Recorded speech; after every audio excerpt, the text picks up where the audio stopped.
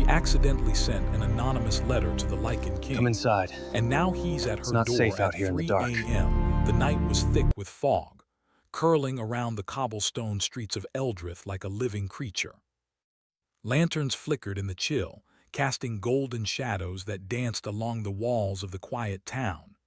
Leora walked slowly, her breath visible in the cold night air. Her small satchel was clutched close to her chest, filled with the tools of her work as a scribe.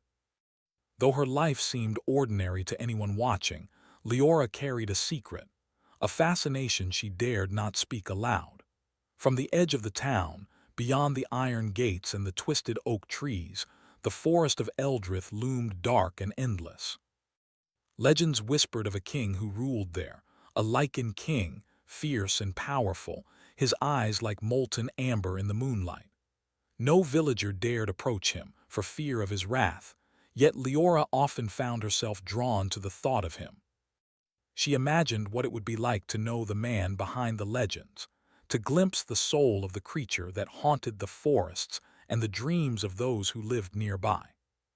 That night, as Leora sat by her small wooden desk, a candle casting a warm glow on her pale face, she felt a sudden urge to write. She pulled a sheet of paper from her stack and dipped her quill into ink. Words flowed from her pen almost before she realized it, words she would never say aloud. "To the one who walks in shadows, whose eyes hold both fire and sorrow," she began. "I have admired you from afar, though I have never dared speak. I do not know if you will ever read this, yet I feel compelled to tell you what I see. I see strength, but also loneliness. I see a heart bound by chains no one else can break. And I wonder if you ever long for someone who understands, who sees more than the fear others feel." Her hand trembled slightly as she wrote, each word a confession of longing and curiosity.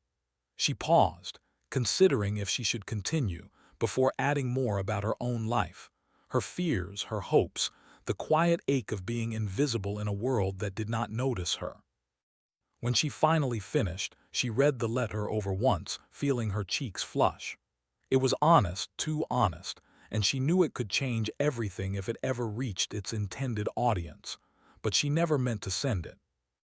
Leora folded the letter carefully, intending to destroy it, to keep it as a secret memory of a night she allowed herself to dream. Yet fate, it seemed, had other plans.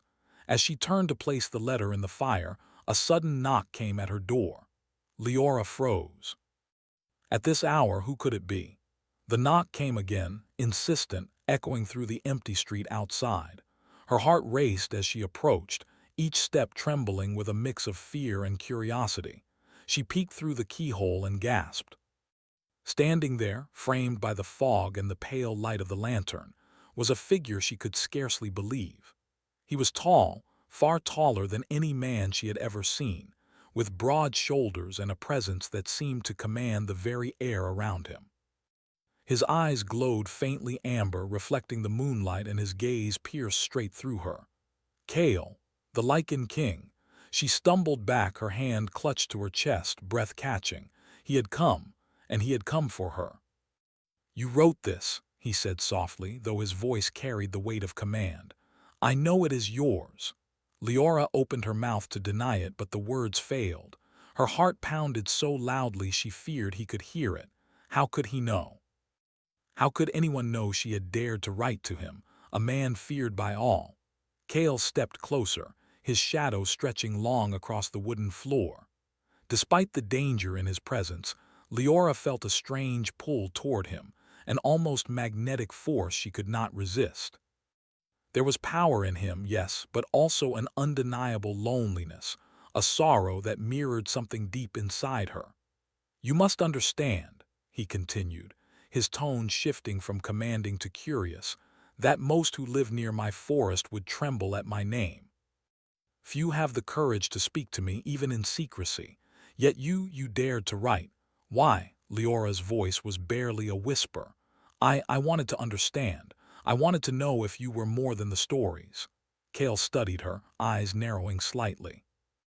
There was amusement there, but also something more, something softer, fleeting, almost hidden. "Stories do not capture the whole truth," he said. "They rarely do, and yet your words, they are honest. Too honest, perhaps." For a long moment they stood in silence, the fog pressing against the window, the candle flickering between them. Leora wanted to speak, to tell him everything she felt, but fear held her tongue. Cale's gaze was heavy, weighing her very thoughts, yet it was not cruel. It was curious, searching, probing. "Do you not fear me?" he asked suddenly, and the question cut through her like ice. "I should," she admitted, her voice trembling. "But I do not." That admission seemed to surprise him. A flicker of a smile passed over his face, a rare and fleeting gesture that softened the harsh lines of his features. "Most are fools for not fearing me," he said. "And yet, perhaps courage is not always the absence of fear, but the choice to act despite it." Leora's heart leapt at his words.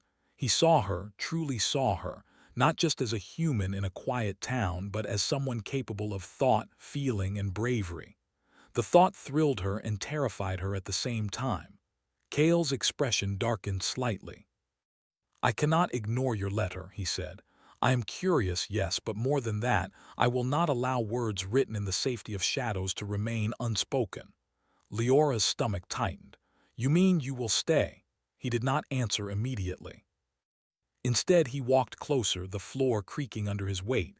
There was an aura around him, a power that seemed to make the very air hum. Finally, he spoke, his voice low and mesmerizing. "I will return, soon, on my terms." The words sent a shiver down her spine. Cale did not leave a specific time, and he did not promise gentleness.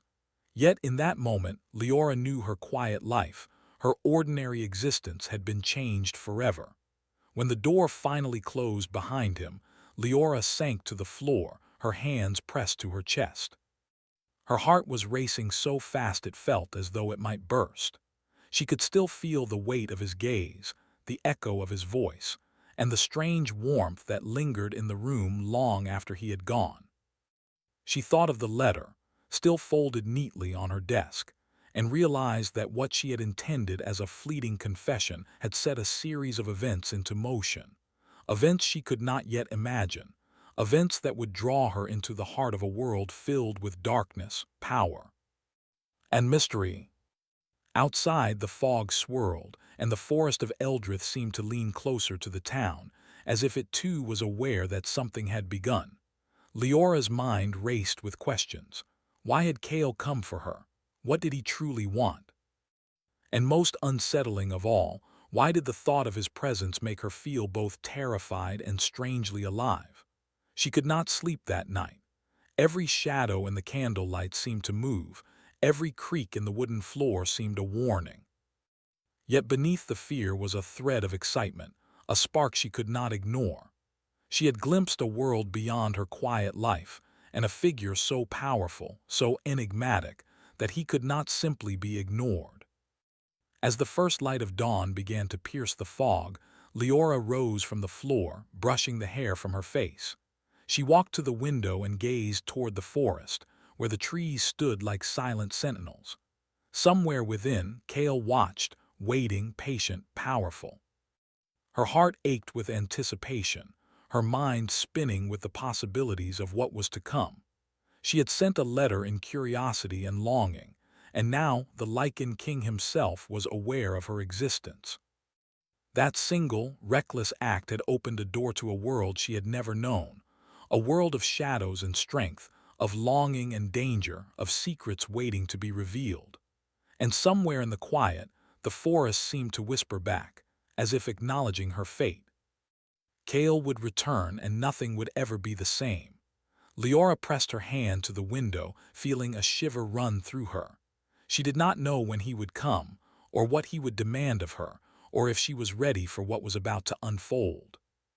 But one thing was certain. Her life, once ordinary and safe, had been forever touched by a presence both terrifying and irresistible. She could not go back now. The door she had opened with a single letter could never be closed. And as the fog thickened once more, curling around the town like a living thing, Leora understood with a strange mix of fear and longing that her world, and her heart, belonged to the shadows of the Lycan king. And then, as she turned from the window, she noticed the faintest glimmer on her desk, the folded letter, untouched, waiting for her to decide whether it was courage or madness that had brought Kale to her door at exactly 3 a.m. She knew deep down that the answer would soon come. Days passed after Kale's sudden appearance at Leora's door, but the memory of that night did not fade. The foggy mornings, the quiet streets, and the flickering lanterns seemed different now, touched by a strange tension. Leora went about her daily tasks, but her thoughts always wandered to the Lycan king, the towering, enigmatic figure who had invaded her life and her heart without permission. Her ordinary world felt fragile, as though a single gust of wind could sweep it away. She avoided the edges of the forest, though her curiosity gnawed at her like a quiet hunger. She had read about Kale in old village tales, stories whispered by firesides. Most described him as cruel, untouchable, and feared by everyone. Yet the man she had met was not entirely what she expected. Beneath his power there was something human, something vulnerable, hidden behind those molten eyes. One evening, as twilight spilled across the rooftops, she heard the soft rustle of leaves at her window. Her heart leapt. She dared not hope, but instinctively she moved toward the sound. There he was, Kale, standing in the shadows, his form partially hidden by the creeping fog. He looked as if he had stepped out from the forest itself. "You did not burn the letter," he said, his voice calm, almost teasing. "I expected that." Leora hesitated, unsure whether to step closer or retreat. I didn't want to destroy it. I was afraid of what it might mean if I did." Kale tilted his head, studying her with the intensity of a predator, yet without threat. "And what do you think it means?" she swallowed, feeling the warmth of his presence despite the chill night air. I think it means that I'm curious, that I care, that I want to understand you even if it's dangerous." Kale's amber eyes flickered in the dim light. "Most humans fear me. You are unusual." Leora took a small step forward. "Perhaps I am not most humans." The corner of Kale's mouth lifted in a faint, almost imperceptible smile. "Perhaps." For a long moment they stood in silence, the night wrapping around them like a shroud. Leora noticed how the wind seemed to bend around him, how the fog parted just enough to let him move unseen. There was power in him, undeniable and raw, but there was also something that drew her in, a magnetic pull she could not resist. "You are brave," Kale said softly. "Brave enough to write, brave enough to stand here now. Few have that courage." Her heart pounded at his words. I do not know if it is bravery or foolishness," she admitted. He studied her, his gaze sharp yet strangely gentle. "Perhaps the line between bravery and foolishness is not so clear. Courage is often dressed in uncertainty." Leora felt a strange warmth at the edges of her fear. There was an honesty in him, a truth that few humans ever glimpsed.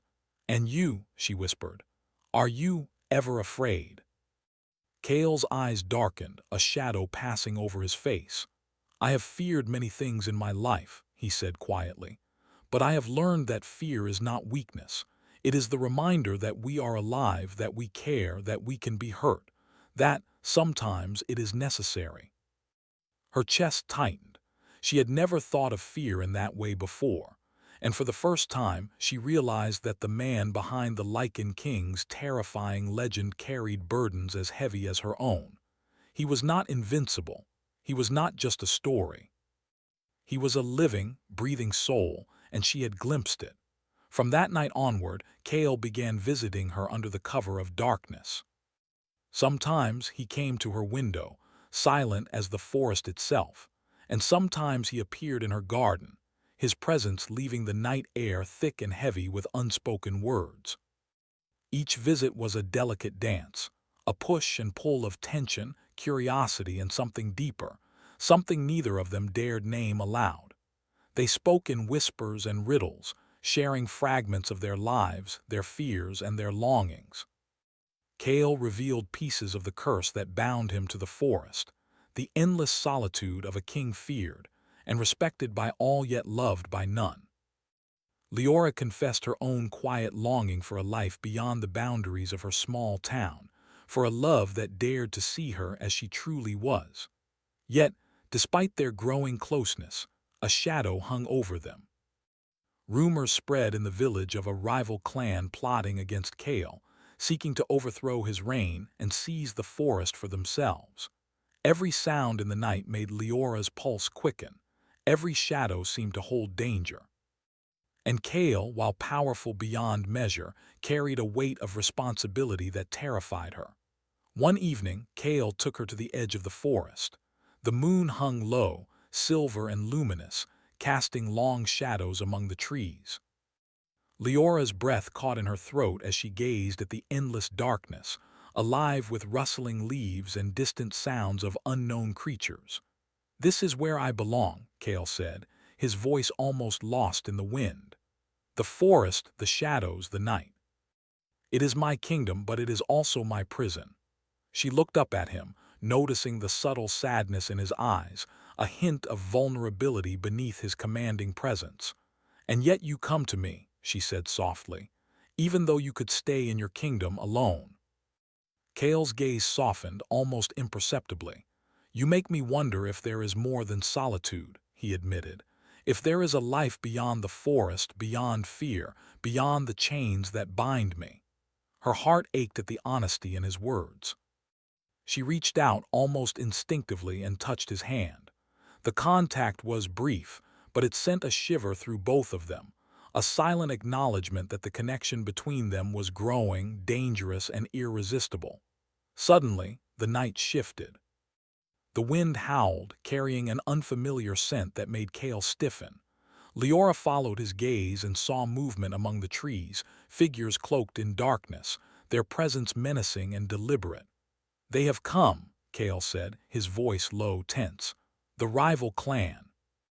They seek to harm me and anyone close to me." Fear gripped Leora, but alongside it was a strange determination. She would not hide. She would not flee. She had entered this world willingly, drawn by curiosity and something deeper, and she would stand no matter the danger. Kale's eyes softened as he took her hand again. "You are not meant to face this alone," he said, "but you will stand beside me. You have courage that most do not." The shadows moved closer, and the wind carried whispers of threats and intentions. Leora felt her heart race, not from fear alone, but from the intensity of the moment, the danger, the proximity of Kale, the thrill of standing on the edge of something larger than herself. Kale's presence was commanding, protective, and yet there was a tension between them, a spark that neither could ignore. He turned slightly, shielding her from the approaching figures, and whispered in a tone that was both warning and promise, "Stay close. Trust me and we may survive this night together." The figures halted at the edge of the clearing, unseen but palpable, their intentions clear. Kale's muscles tensed, and his eyes glowed faintly in the moonlight. Leora felt a thrill of fear, yes, but also a strange exhilaration. She had never felt more alive, more aware of the power and danger that surrounded her, and the man who stood before her, fierce and unyielding, yet strangely open to her presence. Time seemed to slow as the night held its breath. Leora's mind raced, but she stayed calm, trusting the strange pull that had drawn her to Kale. She could feel the forest holding its breath with her, the mist swirling around them like an unseen audience to their silent pact. Then, as suddenly as the danger appeared, it retreated. The shadows seemed to dissolve into the night, leaving the forest still and silent once more. Kale exhaled, a deep sound that rumbled through the air, and turned to her, his amber eyes soft and searching. "You did well," he said quietly. "Your courage is rare even among humans. You have earned my respect." Leora's chest rose and fell with relief and adrenaline. "I was only following you," she said softly. "I wanted to help." Kale studied her for a long moment, the faintest trace of a smile on his lips. "Perhaps you are more than I imagined. Perhaps I was wrong to fear that loneliness was my only companion." Her heart fluttered at the words, a mix of awe, fear, and longing. She realized that her ordinary life had been replaced by something extraordinary, something dangerous, exhilarating, and full of possibilities she had never dared to imagine. As Cale turned to leave, his eyes lingered on hers. "Remember this night," he said. "The forest is alive, the shadows watch, and the world we are entering is not gentle, but neither are the moments that make life worth living." Leora watched him disappear into the mist, her hand pressed to her heart. The night felt different now, as though the very air was charged with electricity, possibility, and longing. She knew that Cale would return, and that each encounter would pull her deeper into his world, a world of shadows, secrets, and unspoken desires. And somewhere in the distance, the forest seemed to whisper, carrying a warning and a promise at once. "Trust him, fear him, follow him, and your life will never be the same." Leora pressed her hand to her chest, feeling the rapid beat of her heart. She did not know what awaited her, or how she would survive the dangers of a world ruled by the Lycan king. But one truth was certain: the quiet scribe's life was gone, replaced by a destiny she could neither escape nor deny. Her thoughts returned to Cale's amber eyes, to the warmth of his hand, to the unspoken words that lingered between them.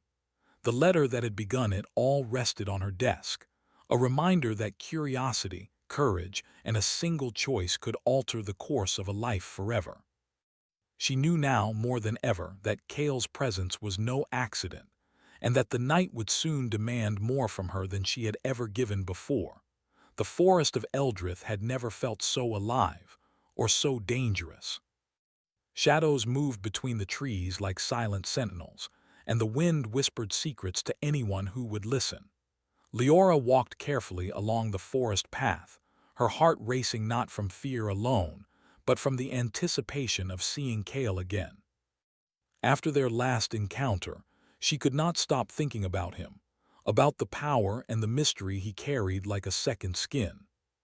Cale had been absent for days, patrolling the forest, as he often did, but also confronting the rival clan that had made their presence known near the village. Leora had wanted to follow him, but she knew the forest held dangers she could not yet face alone. She had stayed in her small home, waiting, thinking, imagining what it would be like to stand beside him, to fight and live and breathe in his world. Then, one evening, as the sun dipped below the horizon and the sky turned a deep shade of violet, Cale appeared at her window. His eyes were fierce, glowing softly in the dim light, and his expression held a tension she had never seen before. "They are moving closer," he said quietly, stepping into her room with the grace of a shadow. "The rival clan. They seek to take the forest, to weaken me, to break what I have built over centuries." Leora's stomach tightened. "Can they hurt you?" she asked, though she knew the answer. Cale shook his head slowly. "Few could defeat me," he admitted. "But those who are clever, patient, and ruthless, they may find a way, and anyone close to me is in danger." Her gaze fell to the floor. "Then I will not leave you alone. I cannot." He studied her for a long moment, his amber eyes searching hers. "You are brave," he said softly, almost a whisper. "Perhaps more brave than I imagined. But this world, this danger, it is not meant for someone like you. I could not forgive myself if anything happened to you." Leora stepped closer. "I am not someone like me anymore," she said quietly. "I am someone who chooses to stand beside you." Cale's expression softened, and for a moment the fierce Lycan king faded, revealing the man beneath, the man who carried centuries of loneliness, sorrow, and a longing for connection. "You challenge me," he said, "not with force but with heart. That is dangerous in ways you cannot yet imagine." She smiled faintly.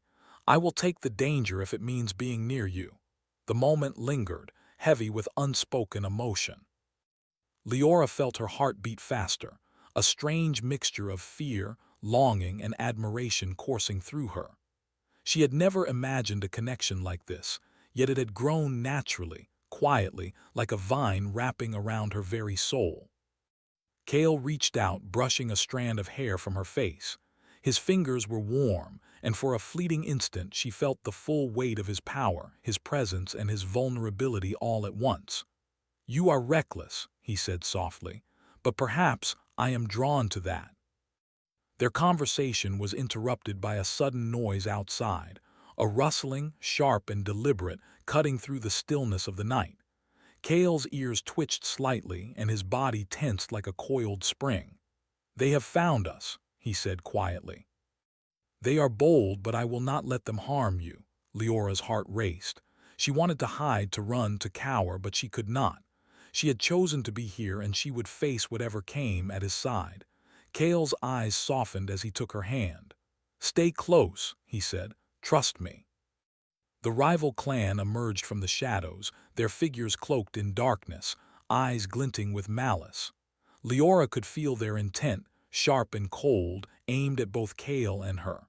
The air was thick with tension, charged with the promise of confrontation. Cale moved with a fluid, almost otherworldly grace, placing himself between Leora and the threat. He did not strike immediately. Instead, his presence alone seemed to push back the darkness. Leora marveled at his control, the way his power radiated like a living force, bending the forest to his will. "You should leave," Cale said, his voice low and commanding. "Go back to your home. This is not a place for humans to fight." Leora shook her head. "I am not leaving you," she said firmly. "I came here because I chose to. I will not hide while you face this alone." Cale's gaze softened again, and something in his eyes, something vulnerable, almost human, made her heart ache. "Very well," he said. "Then stay close. And do exactly as I say." The battle that followed was not of ordinary weapons. Shadows danced like living things, and the air shimmered with Cale's power. Leora stayed close, following his movements, feeling the danger pulse around them. She did not strike, but she observed, learned, and, when necessary, guided him with quick thinking, showing courage he had not expected. For the first time, Cale relied on someone other than himself. And for the first time, he allowed someone to see the depth of his strength, his strategy, and his vulnerability. When the danger passed, silence returned to the forest. The rival clan had retreated, beaten back by Cale's power and the unexpected courage of Leora. She was breathless, adrenaline coursing through her veins, but there was a strange exhilaration in her fear. She had faced darkness, side by side with the Lycan king, and had survived. Cale looked at her, his amber eyes glowing softly in the moonlight. "You are remarkable," he said quietly. "You risked much to stand here with me. That is something few could do." Leora felt her chest tighten. I trust you," she whispered. "I do not know why, but I do." Cale's expression softened, a fleeting vulnerability breaking through the king's usual stoic exterior. "Trust is a dangerous gift," he said. "It leaves one open, unprotected, and yet perhaps it is the only way to truly live." For a long moment they stood there, the forest silent except for the gentle rustle of leaves. Leora realized that the bond between them had deepened beyond fascination, beyond curiosity. She no longer admired him from afar. She understood him, even if only in part, and she felt a strange, aching connection that went beyond words. Cale reached out, brushing a hand across her cheek, and she shivered at the contact. "You are different," he said softly. "You make me question the walls I have built, the solitude I have embraced for centuries. Perhaps I am not meant to remain alone." Her heart fluttered. "And perhaps I am not meant to hide," she whispered. The night seemed to hold its breath, the air between them charged with unspoken emotion. The forest, usually indifferent and secretive, seemed to lean in, watching, waiting, acknowledging the bond forming in its shadowed depths. Then a sudden sound shattered the quiet, a distant roar, sharp and full of malice. Leora's eyes widened as she realized it was not far away. Cale's ears twitched, his body tensing instantly. "They are regrouping," he said, voice low and dangerous. "The rival clan is stronger than I thought, and they will not stop until they take what they seek or until I fall." Leora felt a chill run down her spine. The danger was far from over, and yet she could not pull away. Her heart ached with longing, fear, and a strange exhilaration she could not name. She had chosen this path, and there was no turning back. Cale looked at her, his eyes softening in the moonlight. "You have stood beside me in darkness," he said quietly. "That is no small feat. Few could do what you have done tonight. Remember that." She nodded, breathless. "I will remember, and I will stand no matter what comes." He reached out, gently pressing his hand against hers. The connection was fleeting but electric, a promise and a challenge intertwined. "Then prepare yourself," he said, his voice carrying both warning and anticipation. "The nights ahead will test us both, and when the time comes, you will see what it truly means to follow me." The wind stirred the trees, rustling the leaves like whispers of fate. The forest seemed alive, as if acknowledging their bond and the challenges to come. Leora's heart raced, caught between fear and longing. She understood that she was stepping into a world of shadows, power, and danger, but also one of connection, courage, and perhaps love. As Cale disappeared into the night, leaving only a faint rustle of leaves behind, Leora pressed her hand to her chest. She could still feel the warmth of his touch, the intensity of his gaze, and the thrill of standing beside him. The rival clan's presence lingered like a shadow on the horizon, a promise of trials yet to come. And somewhere deep in the forest, Cale's voice echoed softly in her memory. "The nights ahead will test us both, but only together can we face what comes." Leora took a deep breath, her resolve hardening. She would not hide. She would not run. She would follow the path she had chosen, even if it led her into the heart of danger, darkness, and desire. The forest waited, silent and watchful. The rival clan lurked, patient and ruthless, and the bond between a human scribe and the Lycan king deepened, fraught with tension, longing, and unspoken promises. One thing was certain: the quiet life Leora had known was gone forever. And the nights ahead would demand everything: courage, heart, and a willingness to sacrifice if necessary, for the man she had come to admire, trust, and perhaps even love. The forest of Eldrith was alive with sound, though no birds sang and no deer stirred. Shadows shifted like living creatures among the ancient trees, and the wind whispered secrets through the leaves. Leora moved carefully along the winding path, her heart pounding with a mix of fear and determination. She carried no weapon, no shield, only the courage she had cultivated over nights spent with Cale and the quiet strength she had discovered in herself. She had made her choice. She would not remain hidden in the village while danger surrounded the man who had become so vital to her life. Cale had been gone for 3 days, and the absence was unbearable. Every instinct within her screamed to stay, but every thought of Cale pulled her deeper into the forest, into a world of shadows, power, and truths she had never imagined. The trees thickened as she approached the heart of the forest, where moonlight barely pierced the canopy. Her pulse quickened with every rustle of leaves, every distant snap of a branch. And then, through the fog and darkness, she saw him. Cale. He was kneeling beside a small clearing, his hand pressed against his side, blood glistening on his dark tunic. His ears twitched, alert, and his amber eyes flickered with pain and intensity. The rival clan had struck hard, and Cale had fought fiercely, but he had not been alone. The forest itself seemed to have aided him, bending shadows and sound to protect its king, but even that had not been enough to prevent injury. Leora ran to him without hesitation. "Cale!" she cried, her voice breaking the tense silence. He looked up, startled for a moment, then relief softened his features. "Leora," he whispered, his voice hoarse, "you shouldn't have come, it's dangerous." "I cannot stay away," she said firmly, kneeling beside him. "I am here, and I am not leaving, not until you are safe." Cale studied her for a long moment. The intensity of the situation, the pain in his side, the danger still lingering in the shadows, all of it could have made her falter, but she had not. Instead, she had come willingly, stepping into a world of power and peril for him. And in that moment, Kale realized that his feelings for her were no longer curiosity or fascination. They were something deeper, something that could not be denied. "You are brave beyond reason," he said softly, "and perhaps that is what I need right now." Leora gently pressed a hand against his wound. The pain in his amber eyes was softened by trust, and he allowed her to examine him. Though she had no medical training beyond simple remedies, her hands were steady, and Kale felt a strange comfort in her touch. "You are not just brave," he whispered, his voice low.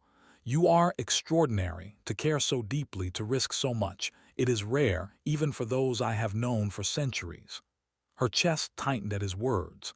"I care because I see you," she said quietly. "Not the king, not the shadows, not the legend, but you, the man beneath it all. And I cannot turn away now." Kale's hand found hers, gripping tightly. The warmth of his touch coursed through her like fire, and she could feel the raw power and the vulnerability in him at the same time. "Then you shall not turn away," he said, voice fierce. "But you must trust me. Trust my strength, my judgment, and my heart." Their moment was broken by a sudden noise, a rustling that came from beyond the clearing, closer than before. The rival clan had returned, stronger, more organized, and clearly determined to take the forest and challenge Kale's reign. Kale's expression hardened. "We cannot avoid this. We must face them. Together." Leora nodded, her fear mingling with resolve. She had trained her mind for this moment, her courage now tested by the very danger she had chosen to face. She stood beside Kale, feeling the weight of his power and the responsibility that came with it. She realized that standing with him was not only about survival, it was about trust, about belief, about a bond forged in the shadows of fear and the light of understanding. The rival clan stepped into the clearing, their figures moving silently, weapons ready, eyes sharp. Kale rose slowly, towering and commanding, his form blending with the darkness like a shadow made flesh. The amber glow in his eyes intensified, and the air seemed to hum with his presence. "You will not take this forest," Kale said, his voice carrying the authority of centuries, yet tinged with emotion.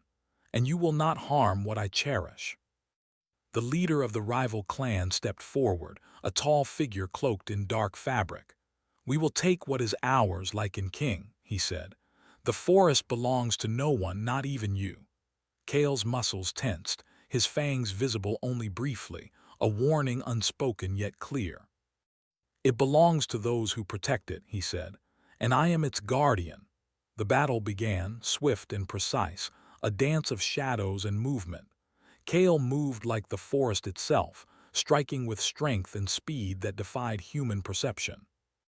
Leora followed, her role not to fight but to observe, guide, and act when necessary. She used her wits, creating diversions, guiding Kale toward openings, and protecting herself with quick thinking. The rival clan was skilled, but Kale's power, combined with Leora's courage and intelligence, proved overwhelming. They moved as a single force, trust and connection guiding their actions more than instinct alone.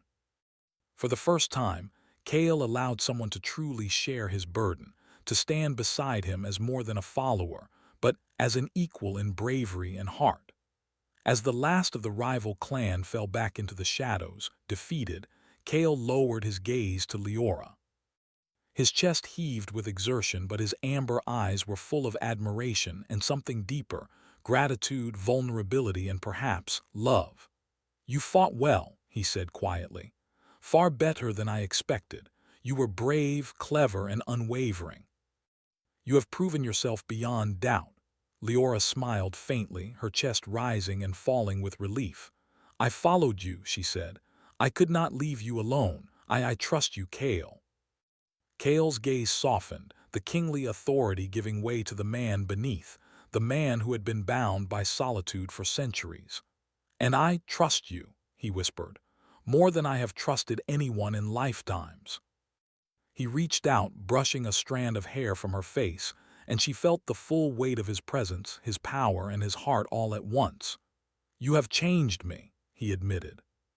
Your courage, your honesty, your loyalty. You make me question everything I thought I knew about solitude, power, and the life I am meant to lead." Her own chest tightened. "You have changed me too," she said softly. "I thought I was ordinary, but standing here with you, I see strength I did not know I had. I see hope. I see love." Kale's amber eyes glowed brighter, reflecting the silver moonlight. "Then we will face the future together," he said. "Not as king and subject, nor as stranger and admirer, but as equals. As two hearts that have found each other in the shadows and chosen to stand side by side." The wind rustled through the forest, carrying the scent of victory and renewal. The danger of the rival clan had passed for now, but the forest seemed to whisper that this was only the beginning of a life they would share, full of trials, challenges, and choices. Leora felt a warmth spread through her chest, a mix of relief, pride, and an overwhelming sense of belonging. She had discovered courage she did not know she possessed, and a bond that went beyond fear or fascination. She was no longer a quiet scribe hiding in the town. She was part of something larger, something powerful, something eternal. Kale reached out and took her hand fully, their fingers entwining. The touch was gentle yet commanding, a promise and a challenge in one. "This is only the beginning," he said. "But as long as we face it together, there is nothing we cannot overcome." Leora looked up at him, her heart swelling. "Then I am ready," she said. "For the shadows, the danger, and whatever else comes. I will follow you, Kale, wherever it leads." He lowered his forehead to hers, their breaths mingling, and the forest seemed to hold its breath. For a long moment they were silent, connected by something stronger than words, stronger than fear, stronger than time itself. The night air shifted, lighter now, as if the forest itself acknowledged their bond. The rival clan had been defeated, the threat held at bay, and the Lycan king and the scribe had found a connection that could withstand any darkness. Kale finally pulled back slightly, his amber eyes soft but fierce. "The forest, the shadows, the world, it will test us," he said. "But nothing will break the trust we have built. Nothing will take what we have chosen to protect." Leora smiled, feeling a peace she had never known. "Then let the nights come," she said softly. "We will face them together." The moon shone down through the trees, silver and serene, casting a gentle light over them. The forest, once a place of fear and mystery, now felt like home. And in the heart of that ancient, living world, Kale and Leora stood hand in hand, ready to face the future. A future full of danger, courage, and a love that would endure beyond shadows and time. And somewhere deep in the forest, the wind whispered a promise. That love, courage, and trust were stronger than fear, stronger than darkness, and stronger than any rival that dared to challenge the Lycan king. Leora pressed her hand against Kale's chest, feeling the steady beat of his heart. She knew, without doubt, that her life had changed forever. She had chosen this path, and she would walk it with him, through shadow and light, through fear and hope, through the mysteries of the forest and the depths of their hearts. The nights ahead would be filled with challenges, but they would face them together, bound by trust, courage, and a bond that no darkness could sever. And for the first time in centuries, the Lycan king was not alone.